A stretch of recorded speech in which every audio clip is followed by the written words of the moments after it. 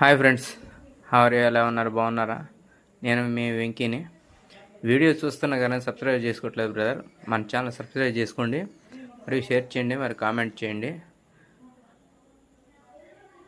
తాడేపల్లి సింహం మన జగనన్న ఇల్లు చూద్దాం. బయట పక్క రండి.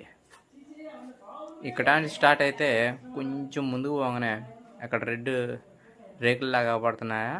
అది రేకులు కాదు, జగనన్న ఇల్లు. ఈ పారేగాడు కాంచి స్టార్ట్ అయ్యింది ఇల్లు. ఈ పారేగాడు కాంచి స్టార్ట్ అయ్యింది ఇల్లు. చూడండి ఎలా ఉంటుంది. ఇవన్నీ మొక్కలు, గార్డెన్ లోపల గార్డెన్ లాగా ఉంటుంది. రోడ్డు కూడా బాగా చాలా నీట్గా ఉన్నాయి. కనిపించేది మన జగనన్న ఇల్లు. ఇక్కడ కట్అవుట్లు ఇవన్నీ కట్టారు కదా, బయట పక్క కట్టారు. అది చూడండి.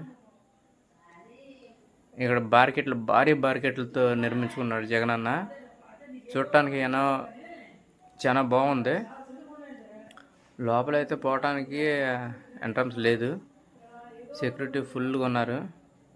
ఈ కనపడేవన్నీ కింద వైట్ లాగా పడేవి సెక్యూరిటీ వాళ్ళు షిఫ్ట్లు వారిగా పడుకోవటానికి, మళ్ళీ షిఫ్ట్ బై షిఫ్ట్ ఎక్కడానికి రూమ్లు. ఇవన్నీ ఈ కనిపించేవన్నీ బాత్రూమ్లు.